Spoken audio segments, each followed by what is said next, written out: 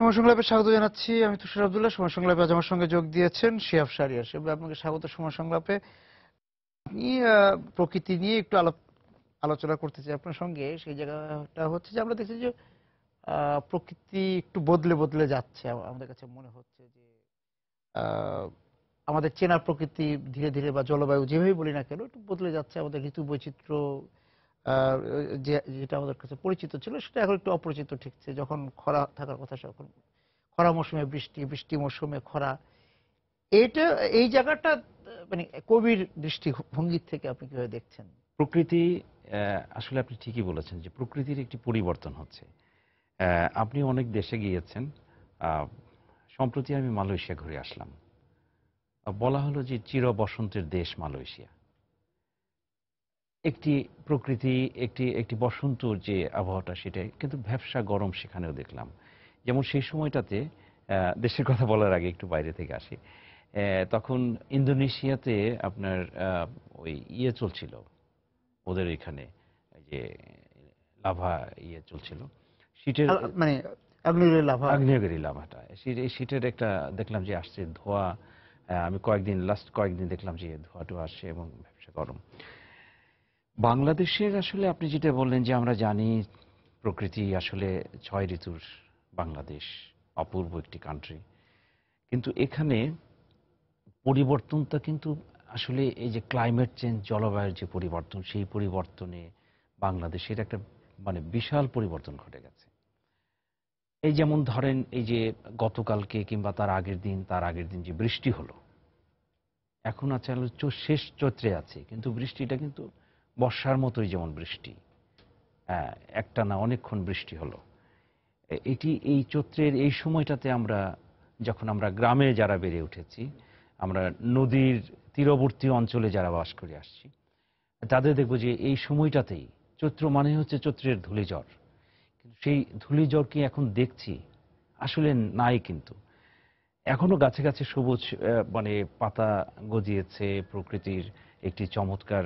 আমরা তাকালেই দেখা যায় ঢাকা শহরে আমরা হয়তো দেখি না ওইরকম বৃক্ষ নেই, কিন্তু আপনি ঢাকার মানে পাতা ঝরে পড়েছে যেখানে সেখানে আবার নতুন পাতা পাতা সবুজ, গজিয়েছে, হ্যাঁ, পাতা পাতা গজিয়েছে, এটা এসছে, একটি হ্যাঁ। চমৎকার। আমার বাসায় একটা নিম গাছ আছে। আমি এই গাছটিকে প্রতিদিন অবলোকন করি, রাত্রিবেলা করি, দিনের বেলা করি। এই যে তার এখন নিম ফুলটা এবং অদ্ভুত পাতার যে রং বদলে যায়। রং বদলে যায়, রং বদলে যায়। এটা একটা চমৎকার কথা বলেছেন। কচি পাতাটা দেখবেন ওইটি লাল, একটু লাল। নিম গাছের পাতার কথাই যদি আমি ধরি, আম গাছের পাতাও যখন শুরুতে প্রথম একদম কচি পাতা, হ্যাঁ কচি পাতা, এটা এটা মানব শিশুর মতোই, এটা গরুর শিশুর মতোই। এরকম যে প্রথমটা কচি পাতাটা একটু লাল, তারপরে আস্তে আস্তে সবুজ হয়, এবং সবুজ হতে হতে আপনি দেখবেন যে সর্বশেষ যখন মানে ঝরে যাওয়ার আগে যখন আবার পাতাটা পাকতে শুরু করে, তার আগে দেখবেন যে ঘন সবুজ, পূর্ণতা পাবার একদম সময়। পূর্ণতা পাওয়া পারে। মানুষের মতোই আসলে বিকাশটা মানুষের মতোই পাতারও। তারপরে ওটা ঝরে যায়। ঝরে যাওয়ার পরে কি হয় যে আপনি দেখেন, যে আপনি নিজেও দেখেন যে গাছগুলো একটু মানে পাতা শূন্যতা। আবার কিছুদিনের মধ্যে একটি 1 মাস কিংবা 15 দিনের মধ্যে আবার পাতা গজিয়ে যাচ্ছে। এই প্রকৃতির এই পরিবর্তনের মধ্যে আমাদের ধরেন বর্ষাকাল আছে, সামনে বর্ষাকাল, কিন্তু মানে পরিবর্তনটা গ্রীষ্ম আসবে তারপর বর্ষা আসবে, কিন্তু আমরা তারপরে বর্ষা আসবে। এখনই যে যে বাতাসটা পাচ্ছি একটা আষাঢ় শ্রাবণের যে একটা হিমহিম ভাব, জি সেটা আমরা চৈত্রতে পাচ্ছি। জি। তো আমি এই যে প্রশ্ন করলেন আপনি, যে একজন কবি হিসেবে, আসলে কবি হিসেবে আমরা যারা ঢাকা শহরে থাকি, প্রকৃতিটা ওইভাবে আসলে বুঝি না আমরা। আমাদের কর্মব্যস্ত জীবন, আমাদের রাস্তায় অনেক সময় চলে যায়, নানান কারণে প্রকৃতিকে আমরা ওইভাবে দেখছি না। কিন্তু গ্রামের প্রকৃতিটি যেটা বাংলাদেশের প্রকৃতি, যে কথাটা বলছিলেন যে বৃষ্টি এবং এই যে ধূলিঝড়টা নেই, এখন হয়তো হবে, বৈশাখের ঝড় আসবে। আবার দেখেন যে বন্যাটা কিন্তু পিছিয়ে গেছে আমাদের। আমাদের যে বন্যা যে সময়টা হওয়ার কথা, এই আমরা আষাঢ় শ্রাবণ কিন্তু হচ্ছে না। তো সেই ভাদ্রতেও ঠিক হচ্ছে না, ভাদ্রতে হচ্ছে না, আশ্বিনে যে আশ্বিনে। আমাদের বাংলাদেশে দেখা যায় সেপ্টেম্বর অক্টোবরের দিকে হয়তো বৃষ্টি এবং বর্ষার পানিতে সারা বাংলাদেশে হচ্ছে। এবার বলা হচ্ছে যে চৈত্রতে অন্যান্য গত 10 বছরের বা এর মধ্যে প্রায় 45 ভাগ বেশি বৃষ্টি হয়েছে চৈত্রতে। এর আগে মানে এত বৃষ্টি দেখা সেই যায়। সেই সেই কথাটাই আমরা প্রথমেই আলোচনা করছিলাম, যে আসলে যে এই চৈত্র মাসে কিন্তু বৃষ্টি হওয়ার কথা না। বৃষ্টিটা হবে আমরা আষাঢ় শ্রাবণ মাসে, ঝুমঝুম বৃষ্টি পড়বে। আমরা যে গ্রামের ওই যে রবীন্দ্রনাথের সেই কথাটি আসে, বৈশাখ জ্যৈষ্ঠে আমরা কাল বৈশাখী দেখবো। কালবৈশাখী দেব, কালবৈশাখীর পরে বৃষ্টি হবে, বন্যা হবে। এই বাংলাদেশি যে প্রকৃতি, হয়তো পূর্ব দিকে সিলেটের বা সুনামগঞ্জের দিকে একটা আগাম বন্যা হয় ওই যে আগাম ঢলের বন্যা, পানিতে, right, এটাকে কিছু সময়ের জন্য একদিন বা 2 দিন বা কয়েক ঘন্টার জন্য বৃষ্টি হয় এবং হ্যাঁ। ওখান থেকেই বন্যার ওটা পানিটা, ঢলের পানি। ঢলের পানিটা আপনি কিন্তু জানেন, সেটাকে ঠিক ওইভাবে বন্যা বলা যাবে না। হ্যাঁ। ওইভাবে বলা যায়। আপনি যেমন আপনি হয়তো গিয়েছেন যে শিলং, যে মানে আপনার জায়গাটা মেঘালয়, জি, মেঘালয়। মেঘালয়ের মৌসুম গ্রাম হচ্ছে এখন মানে পৃথিবীর সবচেয়ে বেশি বৃষ্টিপাত হয়, এবং তার আগে ছিল আপনার চেরাপুঞ্জি। তো চেরাপুঞ্জিতে আমি গিয়েছিলাম, যে ওখানে যে বৃষ্টিটা হয় একদম চেরাপুঞ্জির কাছেই হচ্ছে বাংলাদেশের যে এই যে হাওরগুলো, এই পানিগুলো আসে এবং আমাদের সুনামগঞ্জ এলাকা। সুনামগঞ্জ থেকে ওইখান থেকে আসলে বন্যার ইয়েটা ফ্লোটা শুরু হয় আমাদের। আপনি দেখেন যে পৃথিবীর বিভিন্ন দেশে, ইউরোপ, আমেরিকা বলেন, অসময়ে হয়তো ঝড় হচ্ছে, ঘূর্ণিঝড় হচ্ছে, বন্যা হচ্ছে, ইউরোপে বন্যা হচ্ছে, চায়নাতে, শুধু বাংলাদেশে না, এটা জাপানে হচ্ছে। আপনি দেখলেন তো যে একটা বিশাল একটা কথা, যে গ্রামের জীবন, এই যে চৈত্র মাসে যে গ্রামের জীবন যেভাবে আমরা দেখেছি, আমরা বৈশাখে যেভাবে দেখি, যেমন এবার চৈত্রতে হয়তো খালে পানি জমেছে, কিন্তু চৈত্রতে গ্রামে ভাবে পানি থাকার কথা না খালের মধ্যে বা জমিতে। সেই যে একটা বর্ষাতে আমরা আগের গ্রামকে খুঁজে পাই না, জ্যৈষ্ঠতে বৈশাখীও একই অবস্থা। নগরায়নের কারণে আমরা গ্রামের বাজারের সেই চিত্র পাল্টে গেছে, এখন সব দালান উঠে গেছে, অনেক জায়গায় শপিং সেন্টার হয়ে গিয়েছে, আবার বহুতল ভবন হচ্ছে গ্রামে। সুতরাং সেই ভাবে এক ধরনের কি বলবো একটা পরিবর্তন গ্রাম এসেছে। দূষণও বলতে পারি। আমি যখন এখন আমার গ্রামে যাই, তখন আমার গ্রামের মধ্য দিয়ে একটি পাকা রাস্তা, একটি সড়ক হয়েছে। প্রতিদিন সেখানে যন্ত্রের বাহনগুলো চলছে। আমি 30 বছর আগে যে গ্রামকে ফেলে এসেছি, সেই গ্রাম কিন্তু এখন আর নেই। আছে, কিন্তু তার আদলটা চেঞ্জ হয়েছে, তার প্রকৃতি, তার গঠন চেঞ্জ হয়েছে। এখন গ্রামে বিদ্যুৎ আছে, গ্রামে রাস্তা তো পাকা হয়েছে বললাম, মানে আধুনিক শহরের অনেক মানে সুযোগ সুবিধা এখন গ্রামে। মানে এখানকার সুপার শপের পণ্যটিও গ্রামে কোনো পাওয়া যাচ্ছে, যাচ্ছে, প্রতিদিনই যাচ্ছে, প্রতিদিনই যাচ্ছে। যোগাযোগ ব্যবস্থার কারণে এই যে উন্নয়নটা হয়, সেই উন্নয়নের মানে ফ্লোটা আর কি, আবহাওয়াটা সেখানেও আছে। তো আপনি যেটা বলছিলেন যে এই চৈত্র মাসে যে গ্রামীণ চিত্র, সেই চিত্রটি এখন কিছুটা অবলুপ্ত। আরেকটি উন্নয়ন হচ্ছে বাংলাদেশের উন্নয়ন হচ্ছে, কৃষিক্ষেত্রে উন্নয়ন হচ্ছে। যেমন আমি যখন গ্রামে ছিলাম, তখন হয়তো বছরে 2টি মৌসুম হতো, যেটা হচ্ছে ধান, 2 ফসলই ছিল। সেখানে 3 ফসল, কোনো কোনো ক্ষেত্রে 4টা ফসল হচ্ছে, সবজি সহ 4টা ফসল হচ্ছে। এই যে পরিবর্তন, এই যে মানুষের অংশগ্রহণ, আপনি এখন অনেক গ্রামে আবার কিন্তু সেই খাকাটা নাই। একসময় যেমন এই চৈত্র মাসে হ্যাঁ অভাবটি ছিল, সেই অভাবটি নেই। কেউ হয়তো 200 মণ ধান আগে ইনকাম করত, এখন কিন্তু সেখানে প্রায় 2000 মণ ধান সেই একই জায়গা, যার জায়গা করছে। আমি বলছিলাম যে শেরপুর তো মানে চাতালের শহর, ওইখানে হ্যাঁ, সেই নদীটির কিন্তু আর সেই আগের বেগ নেই, আগের আবেগ নেই। নদীটিও এখন মরে গেছে। যে শাখা নদীর পাশে আমার গ্রাম, সেই গ্রামটি কিন্তু এখন সবুজ। এখন কিন্তু সবুজ এই অর্থে যে যখন ফসল থাকে মাঠে, তখন কিন্তু এটা প্রকৃতিতে আসলে সবুজ হয়, এবং সেই ক্ষেত্রে ওরকম হয়তো খাখা নেই। চৈত্র মাসে আমরা যখন ছোটবেলায় দেখতাম যে নদী শুকিয়ে নদীর মাটিগুলো ফেটে গেছে, আর ফসলের মাঠ তো ছিল, এক একটা মাটিগুলো ফেটে গিয়ে মাটিগুলো পাথরের মতো শক্ত ছিল। যখন আবার মানে বৃষ্টি হতো, মৌসুমের প্রথম বৃষ্টিটা হতো, সেই মাটির সুদা গন্ধটা বেরিয়ে আসতো। এবং যখন এটা আষাঢ় মাস কিংবা শ্রাবণ মাসের দিকে যেত, তখন সেই রবীন্দ্রনাথের সেই কবিতাটি, নীল নবগণে আষাঢ় গগনে তিল ঠায়ার নাহিরে, ওগো আস্তুরা জসনেগরের বাহিরে। এই যে আমার ঘরের যে টিনের চালের ঘর ছিল, সেই জানলা ছিল, সেখানে বসে কিন্তু টিনের চালে সেই বৃষ্টিটার মানে আলাদা একটা ঝংকার, সুর এবং ঝংকার, সেটি কিন্তু অন্যরকম। তখন হয়তো বুঝতাম না, কিন্তু এখন বুঝি। কিন্তু সেই কৈশোর শৈশবকেও আমরা ফিরিয়ে পাবো না। সত্যিকার অর্থেই ওই যে রাখাল ফিরছে, ছাগল নিয়ে ফিরছে, গরু নিয়ে ফিরছে, মহিষ নিয়ে ফিরছে গ্রাম থেকে, যখন বৃষ্টি হচ্ছে, নদীর বিলের মধ্যে চমৎকার সেই বর্ষার দৃশ্যটা আবার অন্যরকম। নৌকা যাচ্ছে, কলার ভেলা যাচ্ছে, সেই প্রকৃতি তো আর এখন নেই। পাট ক্ষেতের ভেতর দিয়ে যাচ্ছে, তারপরে হচ্ছে আখ ক্ষেত আছে, ধান ক্ষেত আছে। বন্যার পানি যখন এসে গেছে, ধান ডুবে যাচ্ছে, আপনি সেই একটা অসম্ভব দৃশ্য যে বন্যার পানি যখন আসছে তখন দেখা যাচ্ছে বাড়িঘর ডুবে যাচ্ছে, ধানগুলো ডুবে যাচ্ছে, লোকালয়ে পানি ঢুকে যাচ্ছে, এবং মানে বাড়িগুলো এক একটা দ্বীপ হয়ে উঠছে। দ্বীপ হয়ে উঠছে। তারপরে অনেকেই এই জাল দিয়ে মাছ ধরছে, বড়শি দিয়ে মাছ ধরছে। মানে সেটা অন্যরকম দৃশ্য ছিল। হয়তো এই মানে দৃশ্য গ্রামের রংটা বদলে যায়। বদলে যায়। মানে প্রকৃতির সাথে সাথে গ্রামের মানুষের সবকিছুর একটা পরিবর্তন হয়, এবং এইটা হচ্ছে মানে কিন্তু চক্রের এখন মতো। একটি বিলের উপর দিয়ে যখন সড়ক চলে গেল, হ্যাঁ, তার বুক চিরে সড়ক চলে গিয়েছে, সেখানে এখন নসিমন করিমনটা চলাচল করে, সেই এই যে একটা নৈশব্দ, সেটা তো গ্রাম হারিয়েছে। নৈশব্দের জায়গায় শব্দ এসেছে। শব্দ এসেছে, হ্যাঁ। এই যে নইটা বাদ দেওয়াতে আপনাকে কিন্তু এটি এটি একটা অপারেশনের মতো।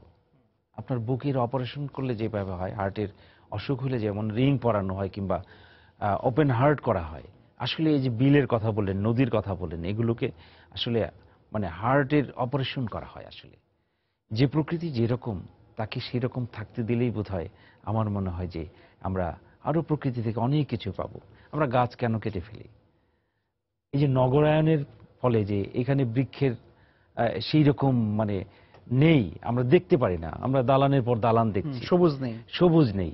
এই যে সবুজের অভাবে মানুষের, ছোটবেলা আমার এক শিক্ষক ছিলেন, আমার স্কুলের হেডমাস্টার, উনি হিন্দু ভদ্রলোক, ডক্টর মানে বঙ্কিম বিহারী রাউত। সকালবেলা আমি যখন হোস্টেলে ছিলাম তখন আমাকে সকালবেলা ঘুম থেকে উঠে নিয়ে যেত কোথায়, রেল স্টেশনের পাশে ওই যে দুর্বা ঘাস ছিল, এই ঘাসের উপর সেই ঘাস পাড়ানোর জন্য সে খালি পায়ে হাঁটতো, যে এটা চোখের জ্যোতি বাড়ে। কিছুক্ষণ সন্ধ্যাবেলা বলতো যে ঠিক আছে, কিছুক্ষণ সবুজ গাছের দিকে তাকায় থাকো। কেন তাকায় থাকো? চোখের জ্যোতি বাড়বে, তা তোমার এনার্জি হবে। এই যে আমি কি আমার সন্তানটিকে, আমার প্রজন্মকে আমি কি সে সবুজ ঘাসের কথা বলতে পারছি? আমি কি সবুজ গাছের দিকে তাকায় থাকতে বলতে পারছি? পারছি না। কিন্তু তারপরেও আমরা আশাবাদী এই জন্যেই যে বাংলাদেশ এগিয়ে যাচ্ছে, বাংলাদেশের প্রকৃতিতে পরিবর্তন আসছে। নস্টালজিক নাগরিক জীবনের কথা আমরা নস্টালজিকের আসলে নস্টালজিক শব্দ হিসেবে ব্যবহার করি, কিন্তু আসলে নস্টালজিক তো বাড়ি ফেরা। আমরা বাড়ি ফিরতে চাই। বাড়ি বলতে যে শুধু আমাদের গ্রামে ফেরা তা না, আমাদের ফেলে আসা বন্ধু, ফেলে আসা জীবন, ফেলে আসা গাছ, ফেলে আসা পাখি, সবই এক একটি বাড়ি। সেই জায়গা থেকে এই যে আমরা শহরের থেকে যে নস্টালজিক জীবন যাপন করছি। নস্টালজিক জীবন প্রতিটি মানুষেরই আছে। যে যেখানে বেড়ে উঠেছে তার শৈশব, মানুষের জীবনের সবচেয়ে স্বর্ণালী সময় হচ্ছে শৈশব এবং কৈশোরটা। কিন্তু একটি মানে খুব বেদনাদায়ক এই নস্টালজিক বিষয়টা। কারণ কি, আপনি কখনো আপনার সেই শৈশব আর কৈশোরে ফিরে যেতে পারেন না। একবার যখন পথে নামেন, পথে যখন এগিয়ে যান, পেছনের পথে আসলে যাওয়া অনেক কঠিন। আপনি আপনার ব্রাহ্মণবাড়িয়ার গ্রাম ছেড়ে আসছেন, আমি আমার শেরপুরের গ্রাম ছেড়ে আসছি, কিন্তু আমরা এখন নাগরিক জীবনের সাথে, জীবনের চলমান বাস্তবতার সাথে যে আমরা যেভাবে জড়িয়ে পড়েছি, আসলে আমাদের ভাববারই সময় নেই যে আমাদের শৈশব দীর্ঘশ্বাস ছাড়া। দীর্ঘশ্বাস ছাড়া। মাঝে মধ্যে হয়তো যাই, মাঝে মধ্যে মনে করি আমরা যে গ্রামের সেই গ্রামের বাড়িতে আবার নগরায়নের মাধ্যমে ওখানে আমরা থাকতে চাই। এখন যে আমাদের যে অবস্থান, আমাদের থাকার যে এখন যে মান, সেই মান ওখানে নিয়ে থাকা যায় কিনা, এরকম চিন্তা হয়তো আমরা করি। কিন্তু আমাদের পরবর্তী প্রজন্ম, তাদের শৈশব কোথায়? তাদের শৈশব নগরে। তারা কিন্তু গ্রাম না, আপনি যেটা ওইভাবে বললেন যে টানে না আবার তাদের। সেই গ্রামে আমরা যে আমাদের যে অভ্যস্ততা তৈরি হচ্ছে হ্যাঁ। তা নিয়ে গ্রামে ফিরে যাওয়া, হ্যাঁ। কিন্তু সেখানে যেহেতু সেই গ্রামকে আর পাচ্ছেন না, সেই বাঁশঝাড়, সেই মটর ক্ষেত, সেগুলো তার নেই, সেগুলো নেই। খুবই সত্য বা কথা। সেই হিজল গাছ বা জাম গাছটি, পুকুরে হেলে পড়া জাম গাছ, না, সেটা দেখতে পাবেন না। না, শেওড়া গাছ নেই। সেই শেওড়া গাছ জীবন নেই। দাসের সেই শেওড়াতলা, সেই আপনার ভাটফুল, সেই মান্দার গাছটি সেই নেই। মান্দার গাছ, সে মান্দার গাছের কথা আপনার এখন হ্যাঁ। চৈত্র মাস, হ্যাঁ। আপনি গ্রামে দেখবেন এত চমৎকার মান্দার গাছ, কৃষ্ণচূড়া গাছ হয়তো কম, কিন্তু মান্দার গাছ আর হচ্ছে শিমুল গাছ। এই সময়টা দেখবেন যে শালিক পাখি বসছে মান্দার গাছে, লাল টকটকে ফুল। তারপর কাফিলা গাছ। হ্যাঁ, কাফিলা গাছ অদ্ভুত সুন্দর। আপনি শিমুল ফুল যখন আপনি দেখবেন তাকে ওইভাবে আপনার মনের চোখে হ্যাঁ, মানে যদি দেখেন, শিমুল আপনি গাছের তো মানে অঙ্গ সৌষ্ঠব খুব সুন্দর। ওটা খুবই সুন্দর। ওদিকে তাকিয়ে, আকাশের দিকে তাকালে, নীল আকাশে তাকালে অন্যরকম। হ্যাঁ, এই যে তাকানো, এই যে প্রকৃতিকে ভালোবাসা, প্রকৃতির কাছ থেকে কিছু নেয়া, মনের খোরাক তৈরি করা, এটিকে আসলে আমরা পারি না। গ্রামে কিন্তু আসলে এখন মান্দার গাছও ওইভাবে নেই, শিমুল গাছ হয়তো আছে, কিন্তু এই যে যে ফুল দেখার যে একটি সৌন্দর্য, যে একটা মানে নিজেকে আহরণ করা, প্রকৃতি থেকে নেয়া, এটা আসলে আমরা পাচ্ছি না। আমি হয়তো বা এখন আমি আমার গ্রামে চলে যেতে পারি, আমার নস্টালজিক কারণে হয়তো চলে যেতে, কিন্তু আমি বাস্তবতায় যেতে পারবো কি? আমার স্ত্রী, কন্যা, আমার পুত্র, আমার প্রজন্ম যারা এখানে বেড়ে উঠেছে, তাদের জন্য কিন্তু আমরা যেতে পারছি না। এবং আরেকটি বিষয়, আমি আগেও বলেছি যে দেখেন, আমাদের প্রজন্ম, আমাদের পরের প্রজন্ম যারা, আমাদের সন্তান যারা, তারা হয়তো চলে যাচ্ছে আরো দেশের বাইরে। এই যে যারা চলে যাচ্ছে, কিন্তু আমরা এখনই গ্রামে যেতে চাচ্ছে না। আবার আমাদের আমাদের বয়সটা হয়তো গ্রাম পর্যন্ত আমাদের টানবে কিছুদিন, তারপরে প্রজন্ম কিন্তু আর টানবে না। তারা চলে যাচ্ছে দেশের বাইরে। তাদের কাছে গ্রামের কোনো স্মৃতি নেই, গ্রামের কোনো স্মৃতি নেই। গ্রাম স্মৃতি বলতে না থাকলে তো স্মৃতি তো মানুষের টানে। স্মৃতি টানে মানুষকে। যার স্মৃতি নেই, যে বিষয়ে স্মৃতি নেই সেই বিষয়ে একদম বাস্তব টানবে কথা। না, জি, স্মৃতি টেনে নিয়ে যায়। হ্যাঁ। তবু গ্রাম, আমাদের গ্রাম এখনো সুন্দর। আপনি ঢাকার বাইরে যখনই বের হবেন, ঢাকার সীমানাটা ক্রস করার পরেই দেখবেন যে আপনি সবুজ গ্রাম। এই গ্রামটি মানুষের জন্য, বিশেষ করে বাঙালিদের জন্য একটি খুবই অপূর্ব একটি মানে বিষয়, যে প্রকৃতিকে ভালোবাসা। এবং আমাদের প্রত্যেকেরই উচিত। এখন সরকার থেকে বলা হয় যে গাছ লাগাও। এখন গাছ লাগাও, আপনি কোথায় গাছ লাগাবেন? শহরে হয়তো লাগাইতেছেন, গ্রামে। এই প্রকৃতিকে আমাদের বাঁচিয়ে রাখতে হবে। যার যার কাছ থেকে, আমি লেখালেখি করি, আপনিও লেখালেখি করেন, কিন্তু আমাদেরও দায়িত্ব আছে। আমি আমার কবিতায় হয়তো প্রকৃতির কথা বলতে হবে, আমি বলি প্রকৃতির কথা, আপনি আপনার উপন্যাসে বলবেন, গল্পে বলবেন। এই যে প্রত্যেকের প্ল্যাটফর্ম থেকে, যার যার জায়গা থেকে, যার যার জায়গা থেকে উদ্যোগ নিতে হবে, প্রকৃতিকে বাঁচিয়ে রাখতে হবে। বাংলাদেশের যে বদ্বীপ, যে বাংলাদেশ, সেই বাংলাদেশের প্রকৃতি যা, তাকে সেইভাবেই রাখতে হবে। নগরায়ণ হবে। আব্দুল্লাহ আবু সাইদ স্যার একটি চমৎকার কথা বলেছেন যে আমরা এখন বই পড়ার অভ্যাস নেই, কিন্তু আসলে বই পড়ার অভ্যাস আছে।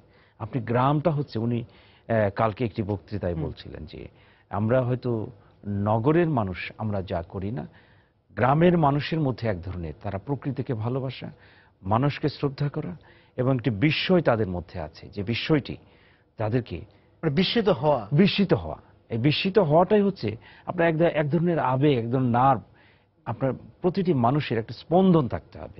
মানে এখন এই যে এই জায়গাটা বলতে চাই যে আমরা যারা নগরে থাকি তারা আতঙ্কিত হই, বিস্মিত হই না। আর গ্রামে আতঙ্ক না, বিস্মিত হয়। এটা বিস্ময় কাজ করে। এই বিষয় আমরা শহরে থেকে আতঙ্কিত হতে অভ্যস্ত হয়ে গিয়েছে। যে কোনো বিষয়ে আমাদের মধ্যে আতঙ্ক তৈরি হয়, কিন্তু আমাদের বিস্ময় চলে গিয়েছে। সত্য কথা বলেছেন। তো সেই ক্ষেত্রে হচ্ছে যে গ্রামকে টিকিয়ে রাখা, প্রকৃতিকে টিকিয়ে রাখা আমাদের প্রত্যেকটা নাগরিকের মানে দায়িত্ব বলে মনে করি আমি। না, প্রকৃতিকে ভালোবাসলে গাছও টিকবে, নদীও টিকবে, বিলও টিকবে, খাল টিকবে, সব টিকবে, পাখি থাকবে। এখন শকুন নাই, বাংলাদেশের শকুন নাই। আমরা ছোটবেলায় শকুন দেখেছি, একটা গরু মারা যাওয়ার পরে শত শত শকুন সেখানে আসতো। মানে সেই একটা অন্যরকম দৃশ্য। এখনকার ছেলেমেয়েরা তা দেখবে না। তো এখন প্রকৃতি যে পাখি সব নিয়ে, যে নিসর্গ এবং প্রকৃতি, তাকে নদীর যে বাহারি চরিত্র, সেটাও তো এখন অনুপস্থিত।